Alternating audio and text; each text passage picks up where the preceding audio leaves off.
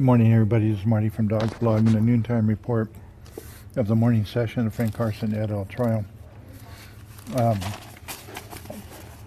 Jury was scheduled, I believe, for 10 o'clock, and 9:30 actually. I'm sorry, and court got in session at 9 o'clock. They had Praveen Singh coming in,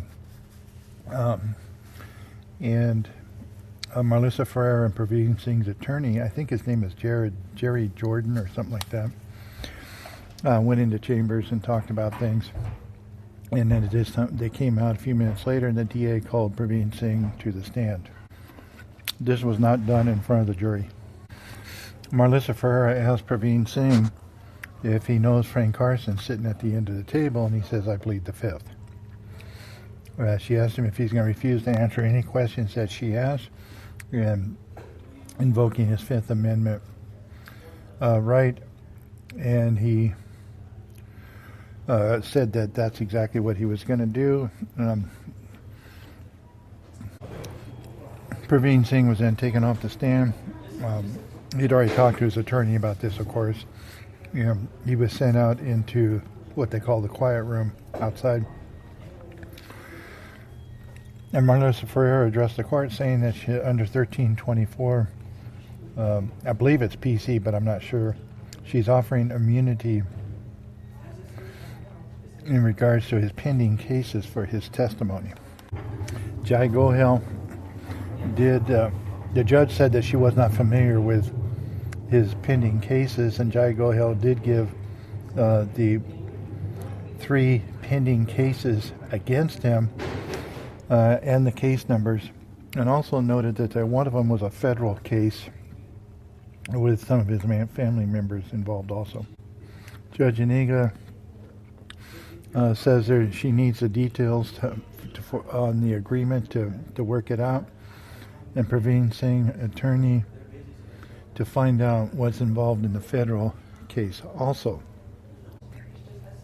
Apparently it was a DA investigator working under federal authority who had worked the case and was the investigator in the case, and it was then turned over to federal prosecutors. And she says once that happens, that the DA investigator is then locked out of the case and not able to get the information, so she's not able to provide any discovery in regards to the federal case. Apparently there was a grand jury that was convened in at least one of those cases, and they're looking for transcripts of the grand jury proceedings. And she has also sent out a letter for clarification on the federal law in regards to unable to access that information, even though it's one of their investigators. A federal judge has been requested for the information.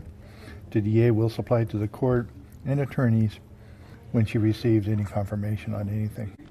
Percy Martinez argued that was a DA investigator in that case, and he should have the information, the discovery information available, as he will be called as a witness, I'm sure. Again, Marlissa Ferreira repeated that local agents are locked out when the case goes to federal court. Judge Iniga noted that in the past, when that argument was made to her by Marlissa Ferreira, she was not sure that it was making sense or understanding, because she says she cannot understand why that would be the case in any situation, let alone this specific one. But it does appear that seems to be the case now, with some information that she's gathered. Jai Gohel wanted to make a record, as he has made requests from Marlissa Ferreira on August 14, 2018 for information in regards to Praveen Singh or any discovery of anything, including the federal case. He stated that District Attorney Bridget Flatiger has referred in press releases comments relating the information that is so familiar that obviously she has the information available, as she has put out press releases in regards to these cases, so she has the information. He says, without this discovery, Singh cannot be cross-examined properly by the defense. They were working at a disadvantage. If discovery not provided, he said Praveen Singh should be barred from testifying. The defense's Sixth Amendment rights will be violated. The Sixth Amendment, again, is the right to confront your accusers by a defendant. The DA's office, Attorney Hans argued the DA's office, even though it might not be able to talk about the information, but the information can be turned over, as they have to have information for the investigators' purposes. Judge Aniga said the federal law is strange, but Praveen Singh cannot testify to details of his case. Not allowing the defense to cross is a problem for them, and they can't do it on the federal case anyway. Jai Gohel is requesting a hearing on the matter. So now the DA is presenting an agreement to the court to review. Praveen Singh is to testify under the immunity agreement. She also asked when the DA intends to call Praveen Singh. She said maybe next week, or the end of next week, or beginning of the week after.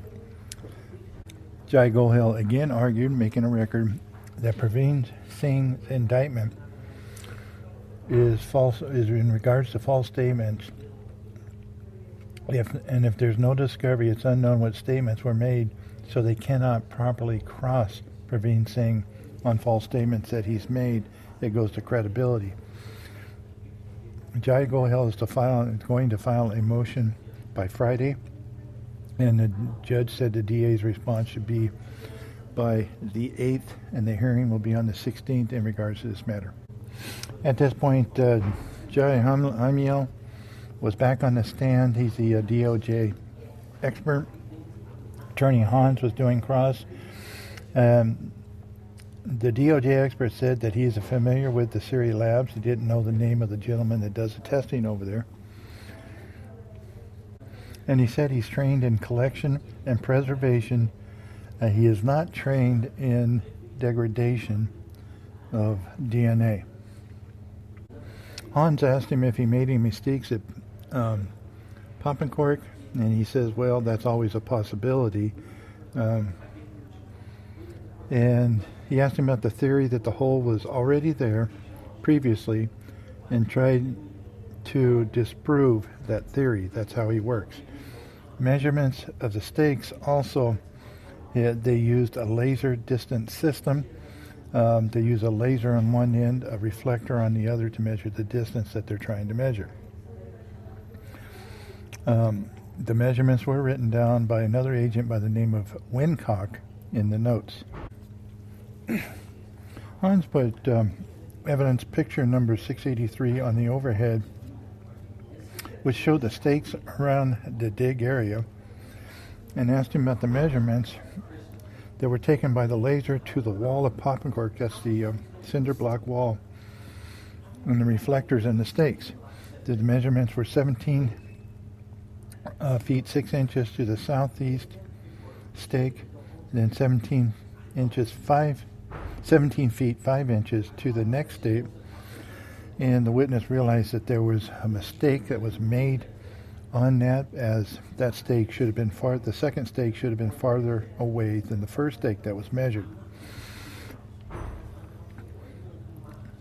And he said he had put the laser up against the wall, and the other agent had put a reflector at the stake itself to do the measurement. He looked at the paper for a minute, the witness did, and he did seem a little confused, and then he realized that measurement was taken from the fence, not from the wall, but it was marked as the wall.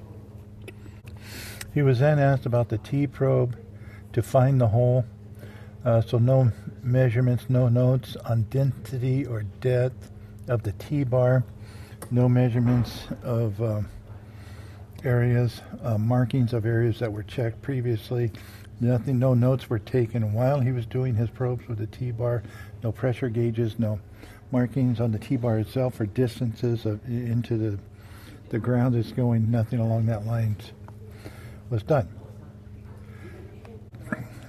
Again, referring to the forensic book that the witness had referred to as part of his training, self-training, Hans asked him if notes and observations of dirt that says the book, but not done in this case, and he says no, it wasn't. And he also was asked about rototilling could accent a change in the density below 2 inches in the ground. He's just saying, basically he's saying there's changes in the ground that can be done by a rototiller, and as though apparently a large area of the lot, or all the lot, I'm not sure exactly, was rototilled at one time. He said he did not recall any specific location that the rototiller was used, but did note that in his report that the rototiller could have affected the density in the ground. He also noted about plants that were planted after the rototiller and how vegetation affected the ground.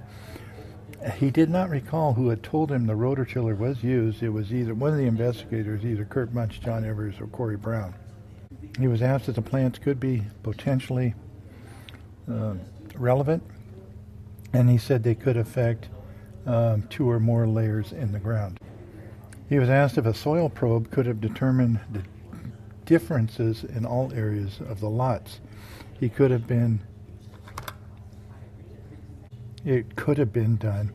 Basically, he used his feeling of the ground through the bar, and there was no. And eventually, he found no evidence of a body ever being in the hole. I'm sorry, I'm a little distracted right now. I'm down here by family court, and there's quite an interesting conversation going on.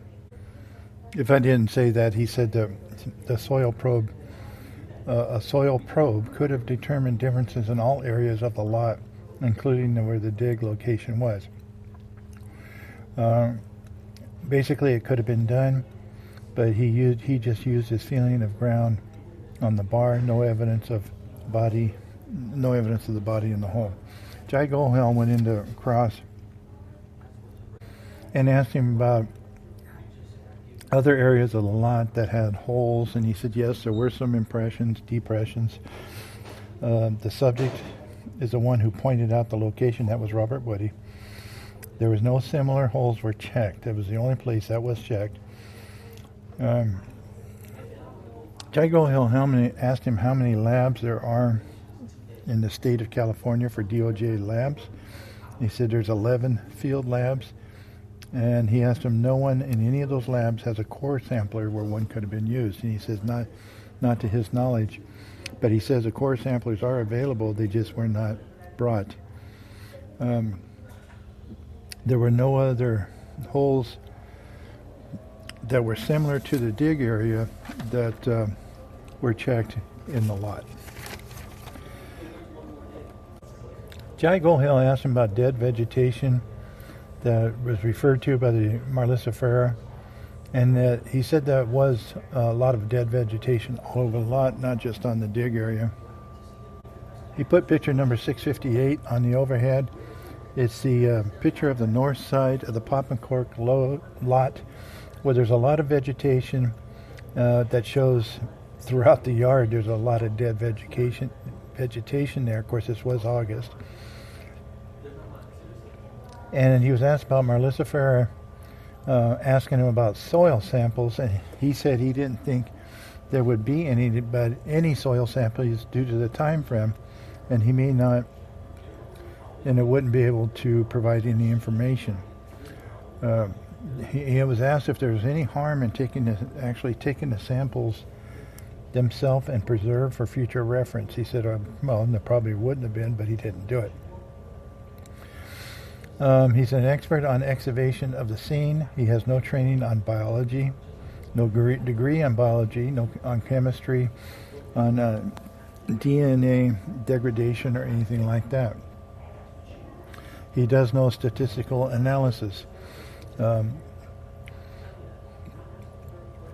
So no samples were taken, so an expert on DNA could do some testing on the soil. Again, he was also asking about the DNA on a bullet that had been fired, and he was asked if he had expertise on DNA on a bullet that had been fired, if there would be elimination of that DNA on a fired bullet due to the heat of the expansion of the bullet. And he said he wouldn't really know. He just knows about the bullet and the temperatures and things like that. So he admitted he has no real idea if a fired bullet can leave DNA. He cannot dispute it. And he was asked if there was another DNA expert in here that said that there could be DNA on that bullet. Can he disagree with it or dispute it? And he says no, he can't. Marlissa Ferreras then started doing redirect. In regards to the questions asked by defense, in regards to DNA, he has no more knowledge now than he had been trained and back in the collection of DNA. So no, he doesn't know some of the things that they asked. The samples would be sent out to others for analysis. And he didn't, again, he said there wouldn't be any good sample in getting that DNA, in his opinion. Again, Percy Martinez went into recross, and he asked him about the time frame due to the elements in the weather and the changes in vegetation which affect that ground. If examined soil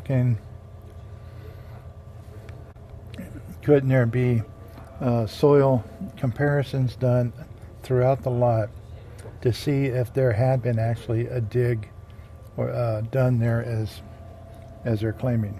He also said there was no darkened upper layer of dirt, which is typical in the upper layers of the soil, but there was lower layers that were mixed in with that dirt. So he says that kind of shows there was a dig there at one time. Attorney Hans went in to read Cross and asked him about 3.5 years ago and any information on soil composition. He said he had no idea what the hole was like back then, so he didn't think it would do any good to get samples now for comparison.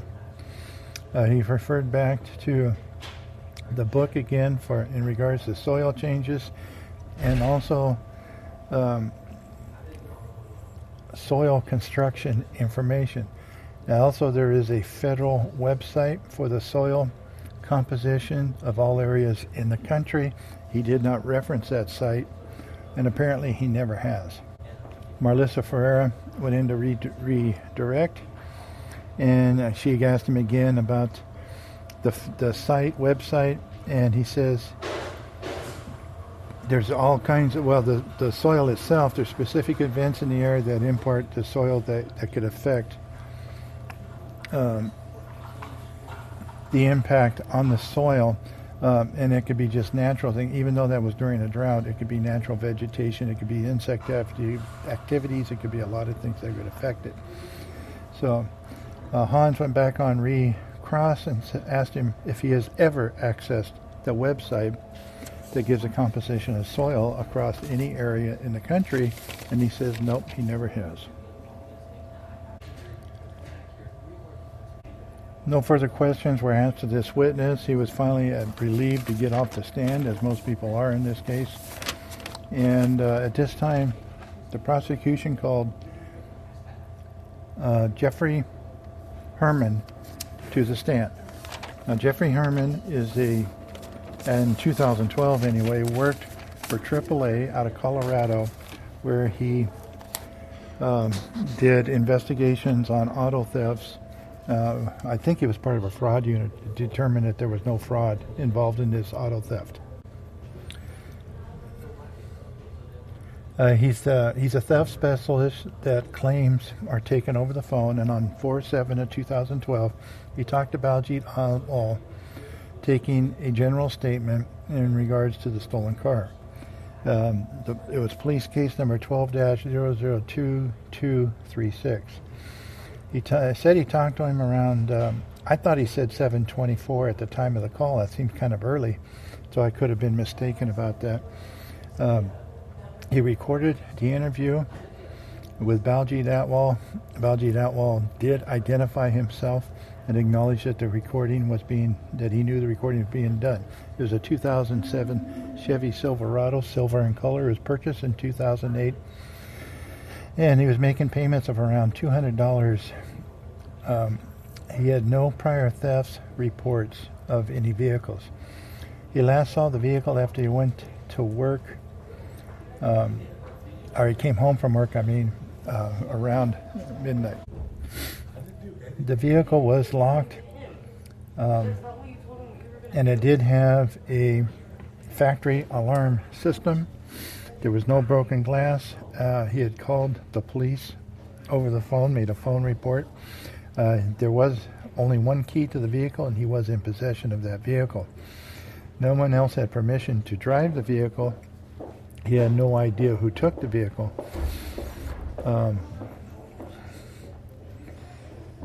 And then he said the conversation was over around 10:35 a.m., so it might have been like 9:24 a.m. when he called or something.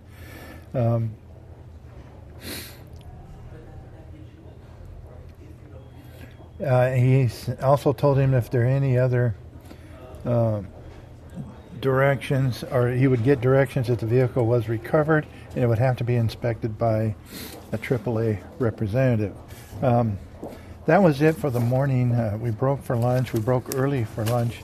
The jury was sent out at 11 o'clock. Somebody had an appointment, and so we all broke for lunch at 11 o'clock. We'll be back at 1:30 this afternoon. Don't forget the podcast tonight.